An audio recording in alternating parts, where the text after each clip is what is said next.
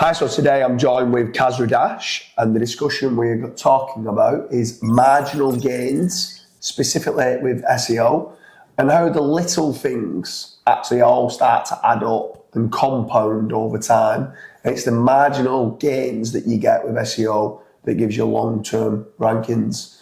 So let's get started on the little wins that you can be doing. What's initially your thoughts to start with about when people are kind of attending masterminds throughout the world and they're all thinking they're missing out on a push button SEO, big knowledge bomb and all the rest of it? What's your thoughts to people who think that?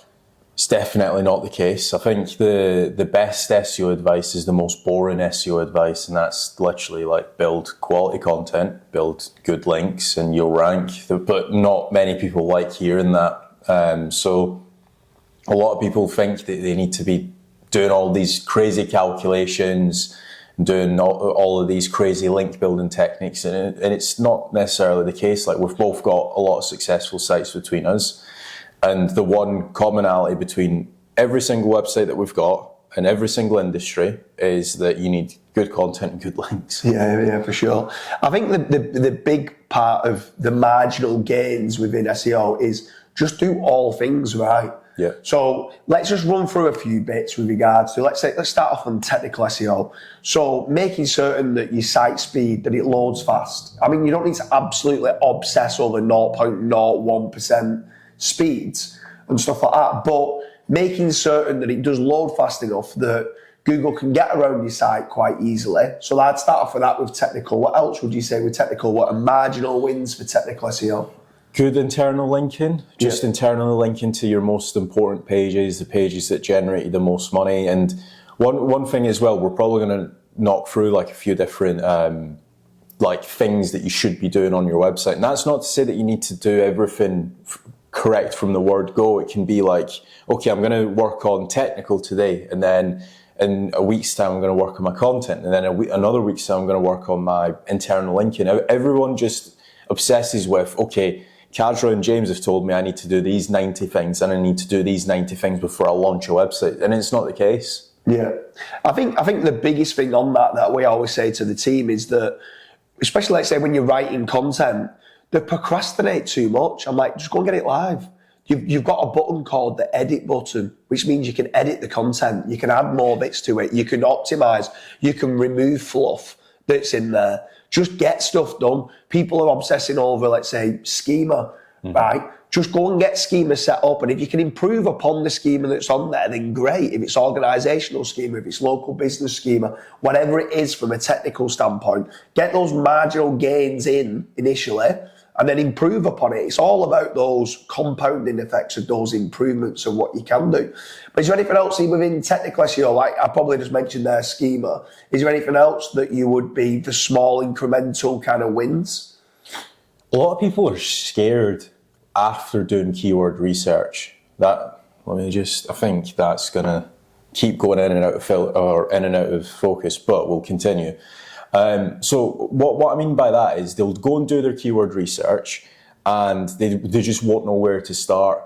So I think, again, like what you said, publish, and then if, say, for example, you're going past your topical borders, you can obviously delete some certain pages. Like some of our biggest wins recently have come from content pruning, so removing articles from websites. So if you're doing stuff like that, and if you've kind of got the go-ahead attitude, then by all means you can't really mess up on a website. You can always delete pages. Yeah, for sure. I mean, doing the topical map and doing the keyword research, again, it's an evolving kind of system that you can be doing. You can always find new articles, new keywords. There could be new products, there could be new services that people could be doing that you could end up expanding on to cover your topical gaps. It's the same then with link building.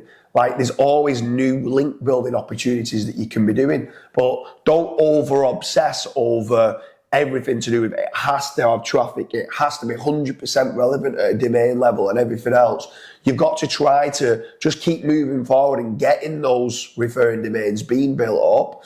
And you know what? If you did overcook it in areas, you've got the disavow tool. Like you're talking there about content pruning, a lot of penalties are reversible. Yep. So you can do a disavow to remove any toxic links. You can do content prudence, delete any pages where you've gone too wide on. Is there anything else with regards to marginal kind of gains that you can be doing with SEO?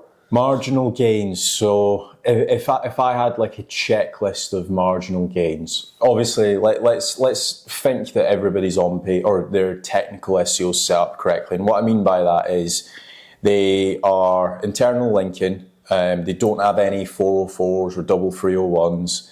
Obviously, everything that I'm mentioning now, you could probably just run like a very quick sight bulb or screaming frog audit, and that will give you a good guidance. And then away from the technical Just SEO, on that, on the technical one, you've got like stuff like people don't file name the images. People don't do alt text on images and stuff like that. They're only little things, but they're so important to do because you can try and start ranking the images. Then that gets that little bit more traffic through to the page and stuff like that. But people like think when they run a screen, if I go, oh, I've only got like 404s, just go and fix them. This is what we're talking about. These marginal little compounding effects is what add up for you to go and win and beat your competition out. But yeah, go on. What else on the map away from technical? Just adding to what you've said, I like to call it the 1% SEO. The only way that you can become a 1% SEO is if you're doing everything across the board correctly, and that might be. One sec. I think it's that light's too close.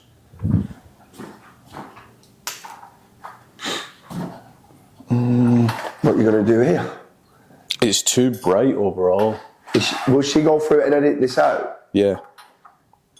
Well, Wendy won't, but one of the editors will.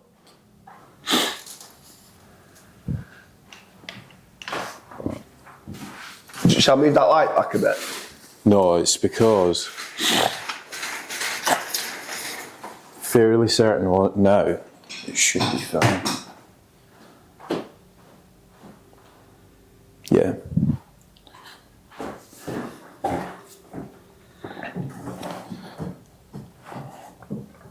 So the lighting's changed if you have been paying attention. But going back to what I was saying before. That's a 1% gain on the lighting. 1% gain.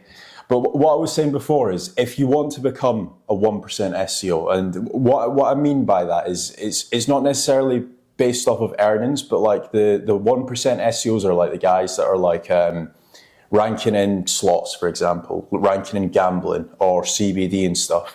If you actually run an audit across all of their websites, they do a lot of things, a lot of the foundational things correctly. So they've got schema set up. Their files are obviously optimized to rank in Google Images. They have what's it when you compress? They've compressed the images so it's not like 6-7 megabytes. Just all of these little lazy loads on if you've got like an embed and stuff like that. So anything like that, if you're doing all of that, setting all of that up, you're off to like a good start.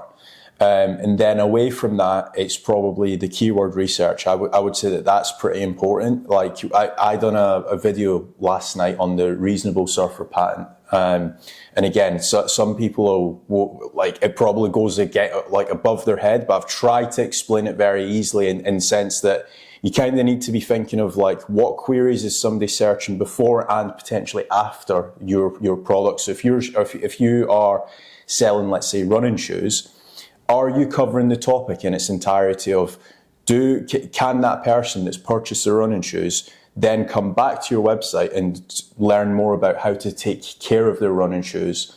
Or potentially like the one step before is, do you have an article on your website talking about what type of shoes that they should be looking at? So that's another keyword strategy that you should be taking into consideration. But that's kind of like, again, a 1% incremental gain. Like a lot of people think, okay, to get to that, I need to do that now. And it's like, well, have you got your base layer of content first? Yeah. You probably shouldn't be worrying about that. You should be worrying about the base layer. Yeah, away from content then, like people talk about do all things and be a holistic marketer. Yeah. What's your thoughts then about off-page or doing social media? Certain businesses might need a GMB, having an address, having a telephone number, ticking all the boxes for EEAT. Is EEAT even a thing in some industries? Maybe it is, maybe it's not. But again, these small incremental changes that you can do to improve the site might just add a little bit more trust to convert an existing client. Forget just about Google. Having the telephone number and an email address and everything else that you can have put on there, having accreditations, having awards that you've won, having review schema being set up and stuff like that. Again, these are all marginal little wins that you could sit there in an SEO mastermind and debate, is it worth it, is it not worth it? Just do all things correctly and you'll go a long way. Yeah, I think, again, like a lot of people get annoyed when we say build a brand, because it's like, oh, well, it's easy for you to say build a brand. It takes years to build a brand. Go and check Surfer SEO. They built a brand, and like their website was quite literally non-existent 2-3 years ago. And they have done everything that you've mentioned. So they've got a YouTube channel, they're running Facebook ads, they're doing Facebook social, they've got a Facebook group. They've got affiliates talking about them. They've literally done everything that we basically recommend to website owners and business owners in a very short period of time. So if you are winning awards, go and get some link building awards being done. If you do have a GMB, go and get some citations being built. Go and get like a press release service so your NAP's being listed across the entire web. All of these little 1% things, and it's not to say that you need to do all of these things in the next 10 days. This might be like a 6-month SEO strategy or a 12-month SEO strategy, that depending on your SEO budgets and stuff. But if you're doing all of these things, and if you're improving, even if it's like month to month or day to day, you're obviously going to get that end result that you desire. But what a lot of people think, and this is something that we were talking about before we actually press the record button, is, say, for example, somebody wants to rank for personal injury lawyer New York. Everybody, or a lot of business owners, that's the only keyword they care about. They don't care about how well their website's doing overall. They're like, oh, well, that keyword over there is position 8 still. I'm a bit annoyed. And it's like, well, you're getting 4,000 more traffic over here. Why are you annoyed about that? You're getting leads from here, but you're only focused, like tunnel visioned on that one keyword. And it's like, I see it time and time again, and it's like, well, you're getting 4,000 traffic, but you're only concerned about that. I tell you what's mad, it was an interesting stat that I didn't know about with regards to marginal gains. If you can improve, Kaz was speaking there about 1% improvements. If you can improve 1% every day for a year, you become 7 times better. 7 times better. Now, you'd think that it'd only be 3.6 times better because it's only 365 days. But that compounding effect and that 1% on top of the 1%, on top of the 1%, on top of the 1% makes it so much more. Where you think, like you said, it'd be 3.65 times better you would be if you did 1% each day. Yeah. But it's actually because of the compounding effect and the exponential growth of what you get, it actually makes it 7 times better, which is pretty incredible. So it's these little 1% gains of what you can do. When you go into an SEO mastermind, stop thinking you're going to get this one knowledge bomb which is going to treble your business. Try and find something that could just be so minor and so little that could improve a virtual assistant's task. It could save you some time. All these little micro wins are what add up and what compound to make you overall a much better SEO. What's some compound gains that you've done over the years? And it's not to say like what's been some knowledge bombs, but what's been some things that stand out to you that you're like, that actually saved me a lot of time, or that saved me a lot of money? So they're so minor. So they are literally, if I'm rhyming off a load of them, they are improving site speed, improving silo structure, adding alt text to images, making them the media rich, so adding images and adding videos, sharing the images and videos on social media, trying to get traction with regards to improving the way that I write social media posts that get more retweets or more likes and more comments and more click through to my website, making certain I'm trying to rank my videos better, improving my thumbnails of my YouTube videos, having tags on there, sharing once I've done the video on social media. They're all little easy things that you're going, James, there's no knowledge bombs there.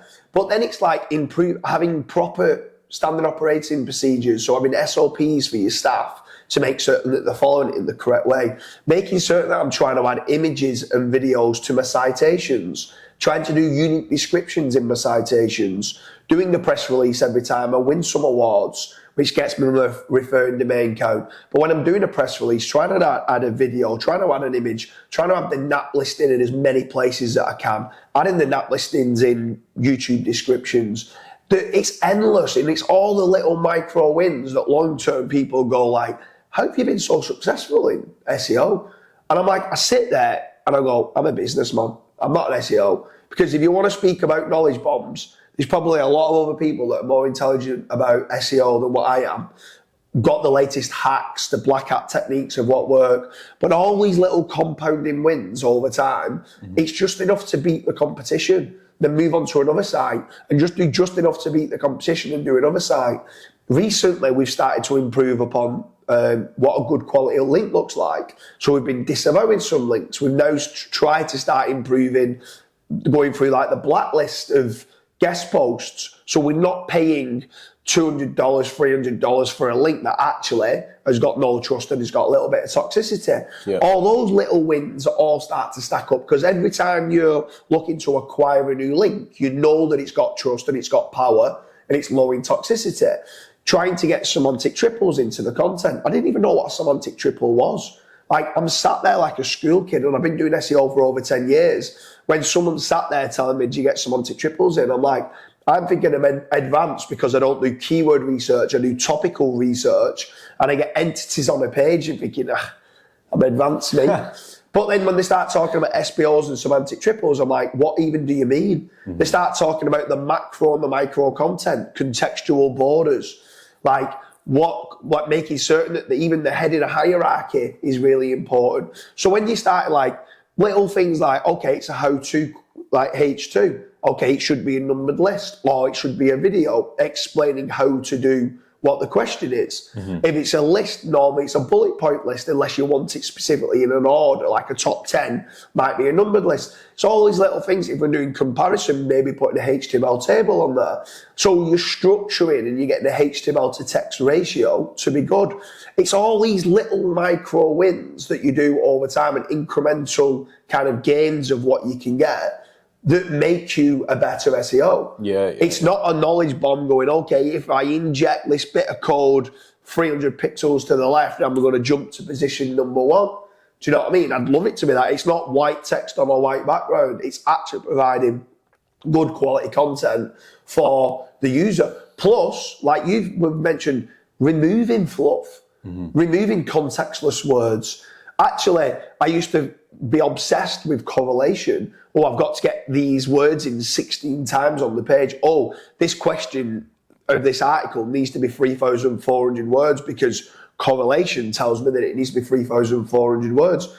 If I can answer it and get all the entities in most important terms on the page and answer it in a more concise manner and doing it in 1,900 words, that cost of information retrieval for Google, as long as I'm answering it as good as I can do, and I'm getting all the different variations and examples on the page, 1,900 words is better than 3,400 words. But everyone's obsessed with content length, saying, oh, well, if they've done 2,000 words, I need to do 2,200 words. Actually, no, it's the opposite. It's how rich your content is with value, getting the attributes in there of the rare, the root, and the unique, getting those in and going, okay, this is important. So it's for me, I sound a little bit like I know what I'm on about. I don't. I just know when I'm speaking to my content team who are editing, they're the bits that they're telling me. When I'm speaking to the link building team that are doing the testing, they're telling me that this is toxic, this is trusted. Oh, you need to be careful on this. Oh, try and get the link higher up the page. It kind of passes more weight if it's higher up the page than right at the end of the article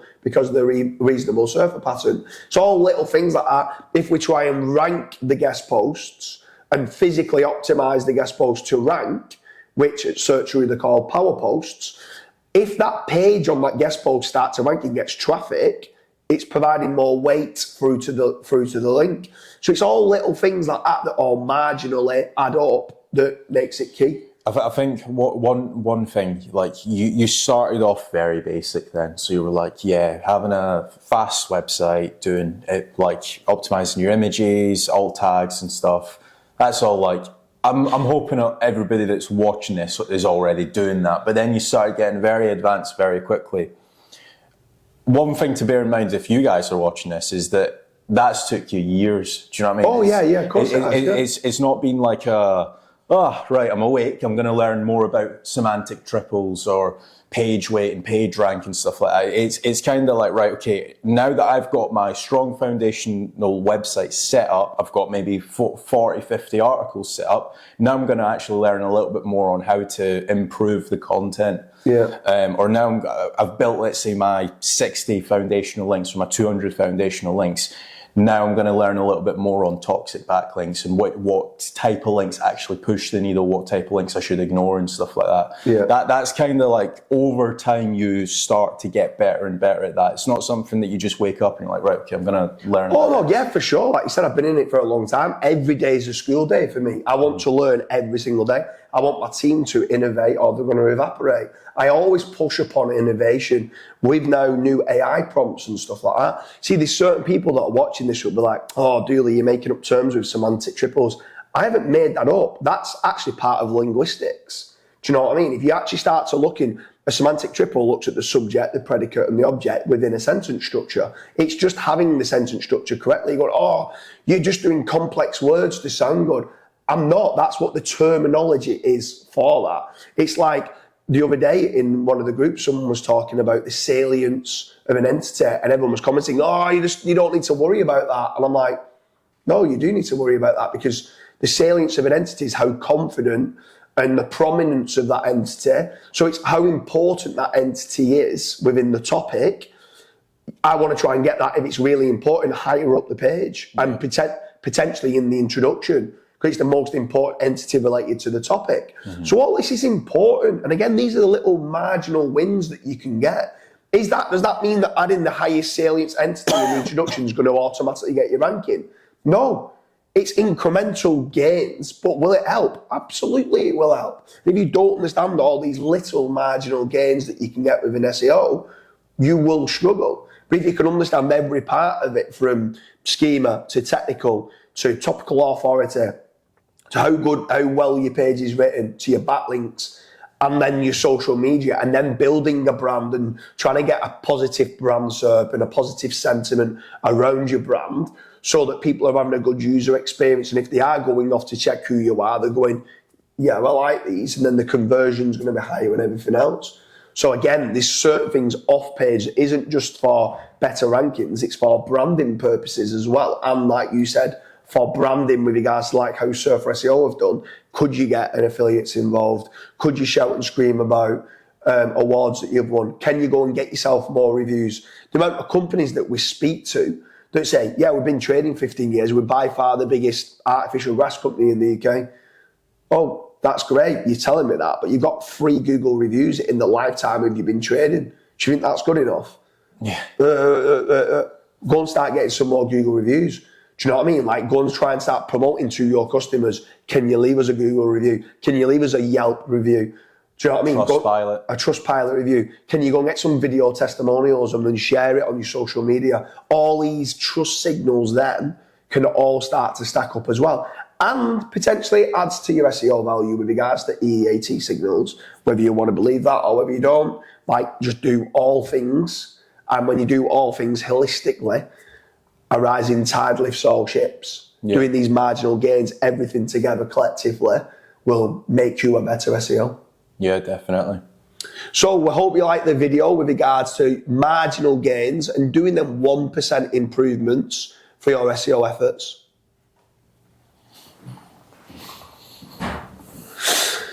Can you